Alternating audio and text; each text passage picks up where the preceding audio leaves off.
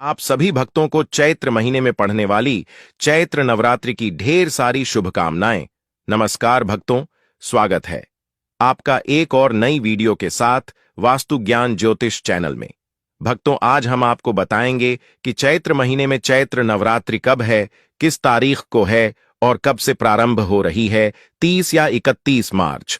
और हम इस वीडियो में हम यह भी जानेंगे कि नवरात्रि का पूजन हमें किस समय करना है, किन महिलाओं को नवरात्रि का व्रत रखना है, किन महिलाओं को नहीं रखना है, व्रत के नियम क्या है, पूजा के नियम क्या है। संपूर्ण जानकारी आज हम आपको इस वीडियो में देने वाले हैं।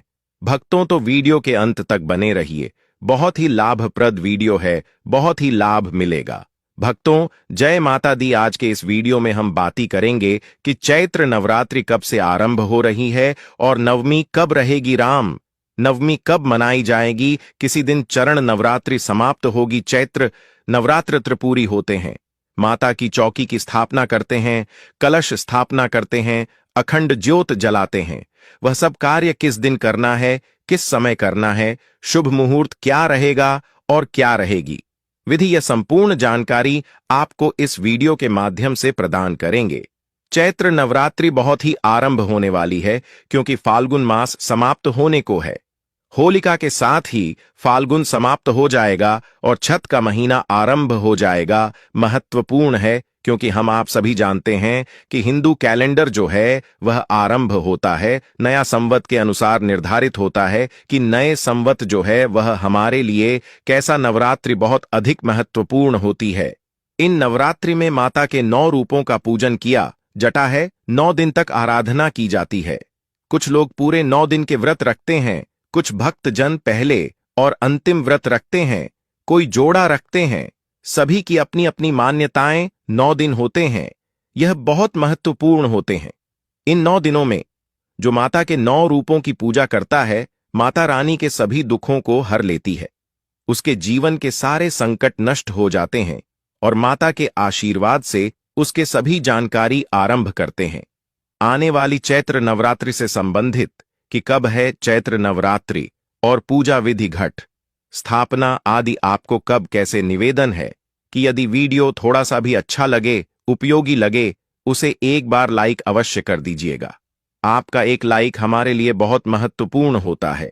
हम यहां पर जो भी जानकारी देती है शास्त्रों पर आधारित होती है, पुराणों में वर्णित होती है और पंचांग के अनुसार वृत, तिथि और मुहूर्त तरीके से नहीं की जाती है। सही जानकारी प्राप्त करने के लिए चैनल के साथ जुड़े रहे। नए हैं तो उसे सब्सक्राइब कर लीजिए। अपनी मनोकामनाएं की पूर्ति के लिए, माता का आशीर्वाद प्राप्त करने के लिए, जीवन से संकटों का अंत करने के लिए कमेंट बॉक्स में अवश्य लिखें। जय माता दी, जय माता रानी। आरंभ करते हैं आज की जानकारी। आप में से बहुत सारे ज्ञानी जन जानते होंगे कि नवरात्रि यह तो एक साल में 4 आते हैं। 2 गुप्त नवरात्रि होते हैं और 2 जो सार्वजनिक रूप से मनाया जाते हैं, उजागर हैं। आप जानते हैं एक नवरात्रि जो आने वाला है जब नया संवत आरंभ होता है। पहला नवरात्रि चैत्र नवरात्रि होती है, वह गुप्त नवरात्रि होती है, वह आरंभ होती है। तीसरी जो नवरात्रि है वह अश्विन नवरात्रि है। नवरात्रि के रूप में जानते हैं शारदीय है, वह दिवाली से पहले आती है। दशहरे पर जिसका समापन होता है। नवरात्रि आती है जो कि श्राद्ध के बाद और दशहरे के बीच में 9 दिन का त्योहार होता है। नवरात्रि के रूप में भी जाना जाता है क्योंकि अश्विन मास में आती है। और एक आती है माघ मास की नवरात्रि जो है वह गुप्त नवरात्रि होते हैं। इसमें असर नवरात्रि और माघ नवरात्रि जो है वह गुप्त नवरात्रि कहे जाते हैं। और आने वाला जो चैत्र नवरात्रि है और आश्विन मास में जो शादी नवरात्रि है, यह दोनों ही हर्ष उल्लाह से मनाए जाने वाले नवरात्रि। जो आने वाला नवरात्रि है ना, यह बहुत अधिक महत्वपूर्ण होता है। इसके कारण नवरात्रि से नया संवत आरंभ होता है। नया संवत जिससे नवरात्रि है, जिससे यह निर्धारित होता है, जो यह बताता है कि आने वाला साल कैसा होगा। क्यों? क्योंकि जिस दिन नया संवत आरंभ हो रहा है उसे दिन कौन सा ग्रह कहाँ है, किस ग्रह की क्या पोजीशनिंग है, उसके अकॉर्डिंग ही निर्धारित होता है कि पूरी दुनिया में क्या घटित होने वाला है, कौन इस वर्ष का राजा रहेगा, कौन सा गृह मंत्री रहेगा, किस प्रकार से यह साल आपके लिए लाभप्रद रहेगा या हानिकारक रहेगा, सबके लिए क्या लेकर आने वाला। और यह हम इधर उधर की बातें नहीं कर रहे हैं।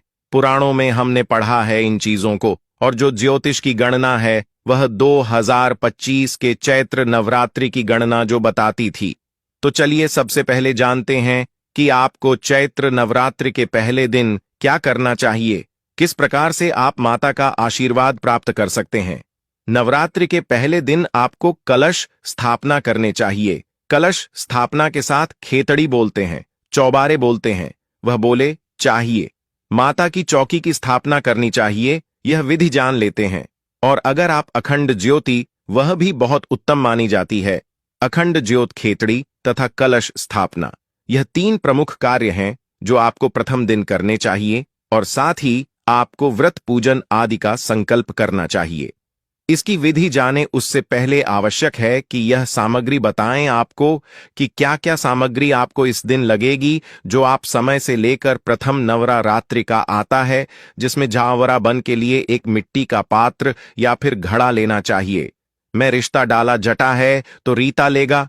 कुछ लोग चिकनी मिट्टी ले आते हैं, उसमें उगता नहीं है तो मिक्स लेकर आएगा, या केवल राहत लेकर आइएगा। 1 मुट्ठी जौ ले आएगा। 1 मुट्ठी जौ अगर कोई ना दे तो 50 ग्राम जो काफी रहेंगे, या अधिक से अधिक 100 ग्राम दे दीजिए। पूजा के लिए मां दुर्गा की तस्वीर या फिर मूर्ति ले लीजिएगा। अखंड ज्योत जलाने के लिए एक पात्र चाहिए। एक बाती भी चाहिए कि थोड़ी रुई ले लीजिएगा। अखंड ज्योत आप चाहे तो किसी बड़ी कटोरी में भी बनाकर जला सकते हैं, अन्यथा आप एक बड़ा दीपक ले सकते हैं। अखंड ज्योत जलाने के लिए अगर आप 9 दिन तक जलाना चाहते हैं तो उसमें करीब 1 किलो की कम से कम लगेगा, तो वहां आप लेकर रख लीजिएगा। कलश स्थापना के लिए कलश ले लीजिएगा। मिट्टी का कलश ले सकते हैं। मिट्टी का कलश नहीं तो आपके पास किसी धातु का कलश, यदि आपके पहले से है, लौटे आदि को भी कलश के रूप में आप घर में प्रयोग में ला सकते हैं। स्थापित करना है जहां पर जटा वाला नारियल मिल जटा है, इसमें पानी भी निकलता है, तो वह प्रयोग में आता है। दिया की बाती करेंगे, दूर दराज के क्षेत्र की बाती करेंगे तो वहां पानी वाला नारियल नहीं मिलता है, वहां नारियल मिलता है पर वह सूखा नारियल मिलता है। आप वह नारियल भी प्रयोग में ला सकते हैं, क्योंकि वहां वही उपलब्ध होता है। वैसा नहीं है कि कोई बोली कि नहीं, जटा वाला पानी वाला नारियल ही लगेगा। जिन क्षेत्रों में उपलब्ध नहीं होता है, नारियल भी ले सकते हैं तो नारियल इसमें लगेगा। नारियल पर लपेटने के लिए लाल वस्त्र ले लीजिएगा, चुन्नी ले लीजिएगा।